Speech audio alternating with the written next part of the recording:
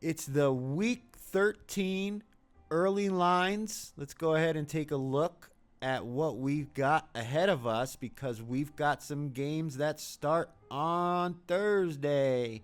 The first matchup, the morning game, the one when everybody is getting ready to head over to their family's houses or preparing food at home and getting ready for family to come to your house or just getting ready to sit on the couch and watch football and enjoy some food. It's the Packers and Lions, a tradition like no other. Detroit on Thanksgiving. And Detroit, after that win, and the Packers with their big win against the Vikings, are 2.5-point dogs in Detroit. And the total sitting at 48.5. Now, my initial thoughts, it was -3 Detroit, so it's moved down to 2.5 here. It's a juice 2.5, though. But I went with Detroit, -3. I thought that was a spot here where they might be able to get right. I know the Packers' defense has looked okay, but you got to question the competition. And then the 48.5, this number seems high. I mean, they're showing 49s at some shops. Here at FanDuel. I would take, if you get under 49.5, I would definitely take the under 49.5. I think both of these teams are going to struggle. The Packers struggle early in games to score. Their defense is halfway decent, so I think they're going to be able to slow down the Lions' running attack. That, the Giants let them run all over them late in that game and in the overtime, but they weren't really doing much before that. I do like Detroit here. So the but it does give me pause that the line moved from -3 to -2.5. So the strong side I take is the under 49.5. If you can find that, take it. Chiefs and Cowboys. I don't have an opinion on this one yet. We haven't really gotten an opportunity to look at everything that's going to go on in this one, but it really feels like a good spot for the Dallas Cowboys. Again, plus the 3.5. They're riding high, playing some inspired football. Their defense is getting better. The Chiefs took all they could to beat the Colts at home. Now they've got to travel short week out to Dallas, taking on the Cowboys in this good passing attack by the Cowboys. So give me the 3.5 with Dallas. And again, if you can get, 52.5. If you can find under 52.5, I would take that as well. Everybody always wants to bet at the over on these holiday games, but I'm looking at the unders in those two. Bengals and Ravens. Ravens are now the first place team in the AFC North, taking on the Bengals, who will have Joe Burrow back, according to his IG posts that he's going to play this week. Jamar Chase will be back, but T. Higgins is out. Will Trey Hendrickson play?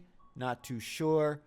I haven't really gotten an opinion on this game with the side yet. The total sitting at 51.5. Again, this is another game that I would take the under. I know the Bengals defense has not looked good, but short week, condensed game plan. Lamar has an injured foot. He hasn't practiced yet. Probably won't see him running around too much the way we're used to seeing. Joe Burrow still going to have to knock the rust off if he does play, and he's missing his 1B receiver in Higgins, who's probably a number one on most teams. Yes, Jamar Chase is going to be back, but what kind of performance will we get from him with still a putrid offensive line and just his one really good receiver being available? No real rushing attack from the Bengals. So I haven't made a decision on the side here. We're going to have the contest show. The lines will be released on Wednesday, so we're going to have the NFL contest show, the Circa Lines release show here on YouTube on Wednesday. And we'll have a better understanding of what games we like, what games we don't like. Chicago Bears are the Black Friday game against the Philadelphia Eagles. The Bears have just been on fire, winning that game against Pittsburgh, even with Caleb Williams fumbling the ball in the end zone for a defensive touchdown. Now they've got to go out to Philadelphia, play the Eagles, who just lost after taking a 21-0 lead to the Cowboys. The line is 7. The spread is 44.5. will we see the return of these linebackers for Chicago? Who's playing, who's not playing? If I had to make a decision right now, I would take the Bears and the points and probably take the over 44.5. This is the over game of the weekend. Of the early games anyway. And then the start of our Sunday slate. Texans at Colts. This has got playoff implications in it. The Colts are, they're stumbling right now. Jaguars won. Texans won. So, they've got some people breathing down their necks for this AFC South division. Now you've got this potent Texans defense coming in playing the Colts. Will it be C.J. Stroud or will it be Davis Mills? I mean, if Stroud's available, he's going to play. Is Nico Collins going to be back or is he out? I think he got hurt in that game that the Texans won on Thursday. That really hurts this Texans offense because he's the guy who he's the deep threat that allows the underneath passing to go. So as good as this Texans defense has been, we've seen them struggle. I mean, they only beat the Titans by 3. They were very fortunate against the Buffalo Bills with just the mistakes that Josh Allen made and the sacks they were able to generate in that game. So I'm going to take the Colts minus the 4 here. I'm going to lay the points. I think their offense is going to be more than enough against this Texans defense. As good as they've been, this Colts offensive line can protect Indiana Jones. And we're going to see Jonathan Taylor get right running the ball. We've seen the Texans give up some big running plays to other opponents. So, yep, give me the points. I'll lay the points with the Colts. Give me the minus 4. Now on the total, I don't know. This number seems right about on the number. It's not going to be a blowout. It's going to be like a maybe 24-17 game. So, I mean, you go under 44.5. I don't think it's going to be high scoring, though. 49ers and Browns. 49ers just got the big win. They're fighting to stay in contention for the AFC West title because that's a tough battle with the Rams and the Seahawks in the division. And the Cardinals have been no slouch either. They're a tough team, tough out. Now they've got to take on this Browns defense. This is going to be Shedeur Sanders' wake-up call because he's about to see this Robert Saleh defense that seems like no matter, they just swapping out pieces and they get it done. I know they were playing the Carolina Panthers and their Munchkin quarterback, who has had good games, though. But they were all over him. He had no time in this game. Can the Browns defense keep him in this game? It's at home. And we know the Browns defense has played better at home than they have on the road. But is this just the bookmakers trying to ride this Shedeur Sanders wave that the public seems to be all of a sudden anointing him the new Cleveland Brown franchise quarterback after one game against the terrible Raiders team? But yeah, I like it under a touchdown. -6 for the 49ers. Brock Purdy looked bad, though. Is he going to turn the ball over? Oof. Well, we're going to come back to this one. I want to get a better understanding of exactly what we're walking into on this one. Look at the total. 40.5 to 39.5. Yeah, we'll come back to this game. I'm not going to give it. I don't want to give an opinion on that one. Scratch the 49ers. Let's come back to that one on Wednesday. We've had an opportunity to go over all the numbers. Colts and Bucks. Cardinals and Bucks. Cardinals +3 on the road. Who's playing quarterback for the Bucks? That's going to be a tough question to answer. Who's playing for the Cardinals? It looked like they may have lost some guys to injury in that game as well. This number seems to be right on.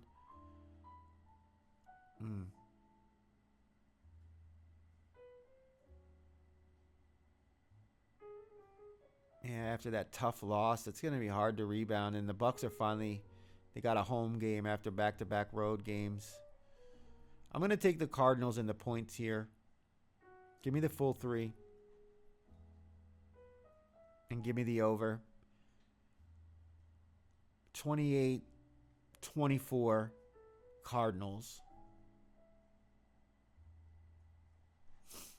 Saints and Dolphins. I like the Dolphins here. I was already looking towards the Dolphins. I like the Dolphins to win. This number might be a little high.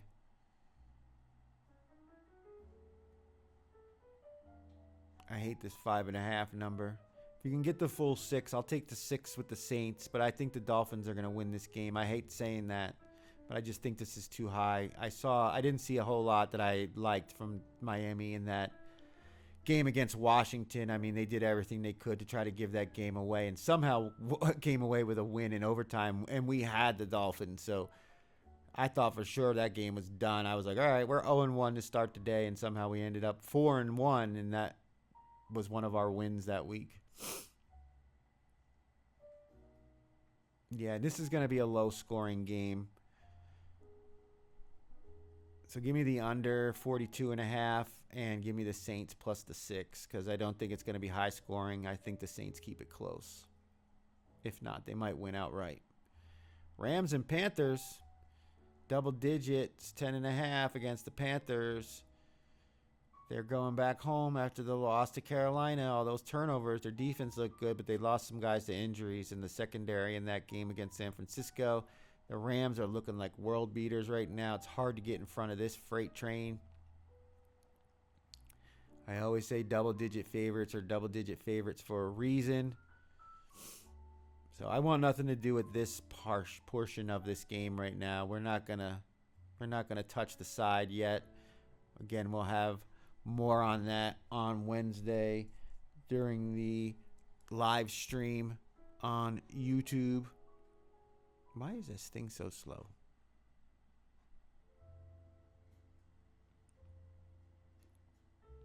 In the total, 45.5. I mean, that just seems so right on the money.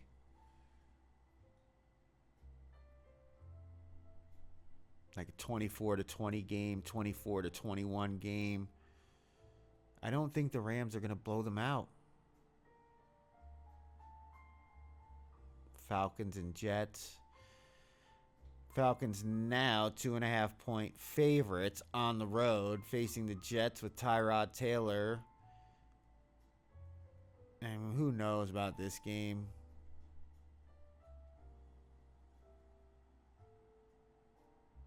They lost one of their guys, Bowman, to injury right before that game. He's out for the year now, the rookie safety. That's a big loss. They are one of the better teams at pressuring the quarterback. Give me the -2.5 with Atlanta. I'm going to take them. I'm going to lay less than a field goal and expect Kirk Cousins to be able to play another good game. And Drake London should be back, which is a big, big upgrade. I mean, he was able to do what he did with Mooney and the other receivers this past weekend. If you get Drake London back against this Jets secondary, I just don't see how they have no answer for him. And then that opens everything up for Bijan and Algier.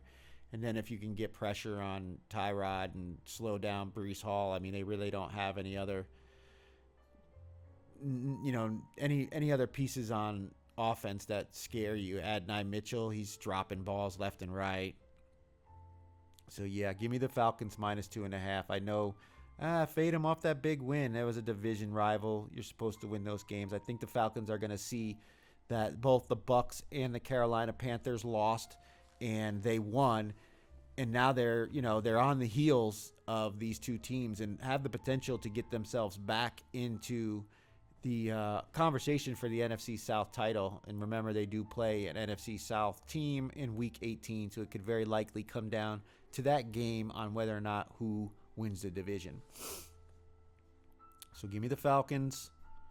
Give me the over. Yep, give me the over.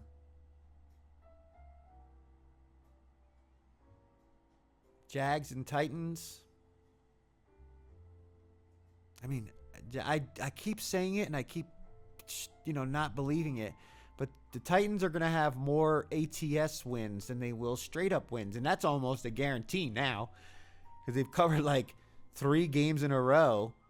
And I think they only have 1 victory. So, yeah, I don't think the Titans are going to get over 4 wins. So if they cover another game, it's pretty much a lock that they're going to have more ATS wins than they will straight up wins. And now you got the Jags coming on the road. They're back-to-back road games. They just got the win in overtime against the Arizona Cardinals. And they beat up the Chargers the week before that. But now they've got to travel again. Man, this is going to be another spot to take the Titans plus the 6.5. And for some reason, they keep getting these non-offensive scores with their special teams. And if you get those kind of touchdowns, I mean, those are just spread killers if you're laying the points with the opponent. Another low total with 41.5. So, like, if they're not expecting a high-scoring game, how do you not take the points with Tennessee here? And, we're seeing some maturity or some maturation from Cam Ward. He made some hell of throws against Seattle, like some off-platform running to the sidelines, just throwing it back out there and finding his receivers. Like, he made some incredible throws to keep them in that game and kept drives alive. They converted like all their 4th downs, man. It was brutal watching it as somebody who laid 13.5 with Seattle. Just watching them just make these conversions on 4th down, on 3rd and 20, and 4th and fucking 10 and shit. Like, come on.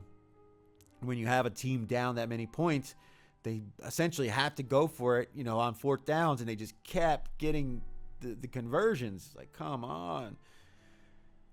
But I think they're going to be able to ride it. I mean, they've been at home now, like, 4 games in a row. Something like that. I think this might be their 4th straight home game with the bye was mixed in there. So, yeah, give me Tennessee and the points. I know people are going to look to fade them, but it's the Jags I'm looking to fade here off their win streak. And Trevor Lawrence did not look good in that game, at least not in the beginning. Vikings and Seahawks, I've already said Vikings are off the list. I will not be backing the Seahawks the Vikings under no uncertain terms, but at the same time, I can't lay another big number with Seattle after what I've seen the last couple of weeks because I'm seeing some regression from Sam Darnold, and I'm also seeing this defense get a little too cocky and not playing the way that they did earlier in the year. I have no faith in J.J. McCarthy, but he might not even be playing. He's in concussion protocol, so it's probably going to be their undrafted free agent quarterback, Brosner, which I wish they would have brought him in against the Packers. I think he would at least gave him a little spark. Instead, they let J.J. McCarthy stay out there until he got his brains mushed. So I want nothing to do with this game. I want nothing to do with the side because I can't trust the Seahawks and I won't back the Vikings. And as far as the total is concerned, I mean, the Vikings defense is pretty good. They weren't responsible for that punt it was a fumble or muff punt, whatever, but it touched the returner after he let it go over his head, which gave the Packers basically a free touchdown. Other than that, they played pretty decently against the Packers, so this could certainly go under because the Seahawks defense is going to be all over this young quarterback. But I want nothing to do with this game at all. Leave it alone. Raiders and Chargers. I said earlier last week that I was looking to back the Chargers when they came off the bye. But with the Raiders getting beat up by the Browns at home, now this line is 9.5. And that just might be a little too much for a division rivalry game. I'm not backing Geno. There's no way. Put Kenny Pickett in there, quarterback, and I might give the Raiders a sniff. But until then, I can't do anything with the Raiders. And the Chargers, their offensive line, it really gives me concerns laying this big number. So we're not going to mess with this one. As far as the total is concerned,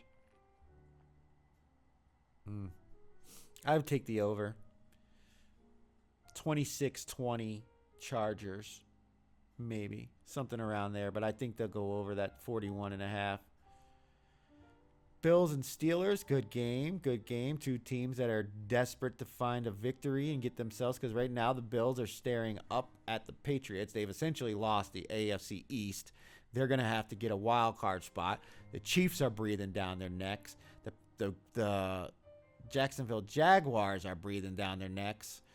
I mean, there's just a bunch of the Steelers are now not leading the AFC North, so they're in contention for a wild card. So there's a lot of AFC teams that are good teams that are fighting just to make it into the playoffs, because the opportunity for them to actually win the division is pretty much gone. I mean, the Steelers could still contend with Baltimore for that AFC North, but I doubt it.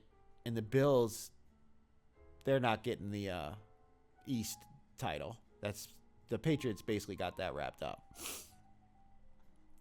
But this is I like the Bills here, and I like it even better now that it's gone to 3.5. It was 4. It was 4 yesterday. Now it's down to 3.5. I like Buffalo minus 3.5. They're going to get right. They seem to always bounce back after an embarrassing loss like that, and I think that embarrassing loss on Thursday Night Football against the great pass rush of the Texans, yeah, we saw the Steelers give everything they had in that game, and they didn't have it. Their offense, I had no clue what their offensive coordinator was doing. I could not understand why they weren't running the ball and throwing the ball to their tight ends. I don't know if it was just Mason Rudolph just throwing the ball out there, like that was his decision with the reads that he had, but like why you weren't calling plays for the tight ends to go after their linebackers just blew my mind. So yeah, I'm gonna lay the 3.5 with Buffalo and expect them to win. I know a lot of people are gonna look at this and say, it's a rah-rah spot for Tomlin at home as a dog. Josh Allen, I think you're gonna get him really motivated after that loss, and he looked pretty dejected in that Tennessee game, and then he was at his alma mater over the weekend getting his number retired out there in Wyoming. So yeah, he's not gonna want to be embarrassed again.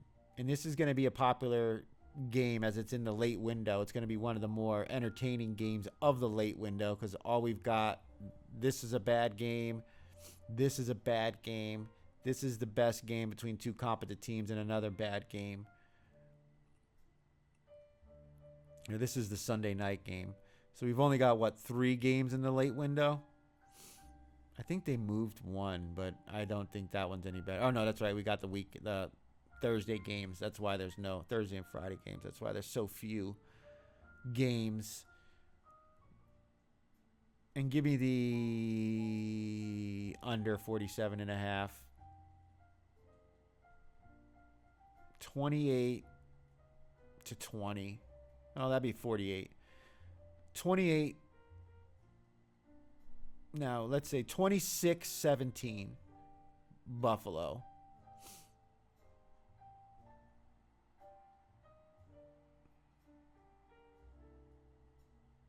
Yeah, you're going to see a big game from James Cook and Josh Allen.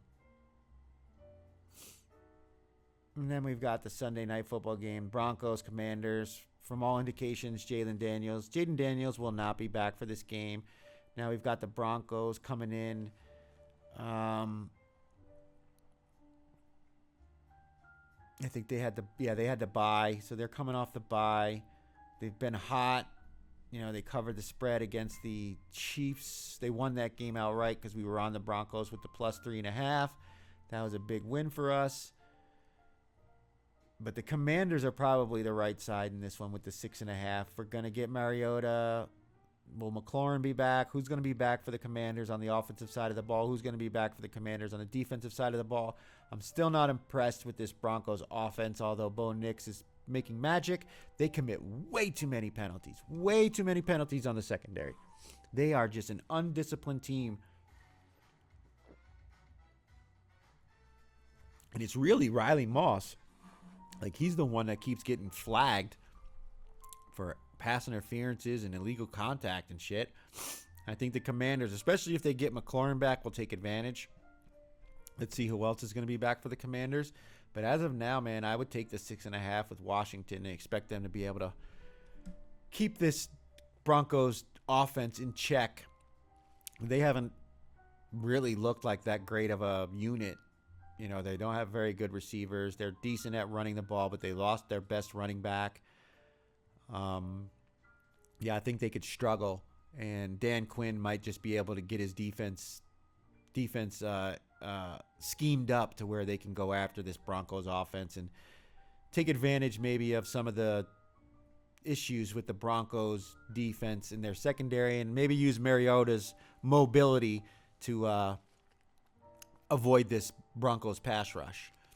But give me the 6.5 with the Commanders and the under 43.5, because I don't expect this to be a high-scoring game. It's going to be a knockdown, drag-out, field goal fest. A rock fight between these two teams. And then the Giants and the Patriots. This game would have had a little more steam to it if the Giants were able to pull off the victory against Detroit, even though they played them tough, had the lead, gave it up, fired their defensive coordinator because they've given up leads late in the last couple of games. Now they're getting 7.5 on the road against New England. New England got the win but did not cover against the Bengals, and now they're taking on the Giants.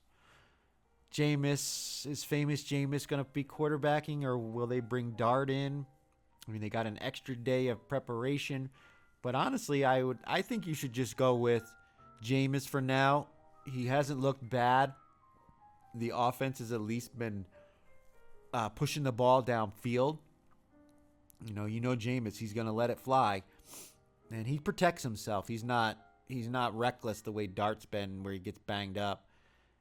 And, the Patriots, they're great. They're probably going to be the number 1 seed in the AFC come playoff time. But there's flaws in this team. Can the Giants defense take advantage of it? Their weakness is the run game. The Patriots are not great at running. Big number. And obviously everybody's going to want to go after the Giants. They're going to want to be on the Giants after they covered last week as anywhere from 10 to 12.5 point underdogs in Detroit. Now they got to go outdoors and take on the Patriots. Man. Yeah, I mean, it's not a very confident side, and we'll obviously have more about this game on Wednesday during the NFL contest show and the Circa Lines release show. But if I were to take a side now, I would take the 7.5 with the Giants, and then maybe later on in the week, if this line moves and it goes below the 7, you could maybe try to middle it. But as of right now, I would take the Giants and take the over. This 46.5. This is a 48-point game or more. It could certainly be 28, 21, 28, 23, something like that. 28-23 really sounds like the score. The Giants get it 28-20. They go down. They kick a field goal because they can't get the touchdown, but there's time left on the clock, and then they never get an opportunity to score again, and that's how it ends, 28-23. 51 points, and they fall within the 7.5. But there you have it. That is my opinions on the early lines for Week 13. Again, we will be live on Wednesday during the Green Bay Packers Detroit Lions game. We'll be live on Wednesday for I'll be releasing the NFL line show and the NFL contest show if we're going to use any Thursday games. We'll discuss more about what games we like for the upcoming week, and potentially if we have any plays in our Circa 5 out of the weekend games. But until then, to everybody out there, I hope you had a better week than I did. I know it's 2-3. Thankfully, the top 5 consensus had a very difficult week. We actually ended up with a better record than the top 5, and we didn't lose much ground, but we really had an opportunity to gain ground on the leaders and didn't take advantage of it, so I'm kind of disappointed in that. But I hope everybody out there had winning weeks. Take care of yourselves. Enjoy your holidays. Be safe out there if you live in a place that gets nasty weather like I do. Other than that, I will see you on Wednesday for the NFL Lines Release Show. Thanks for watching, and have a great night.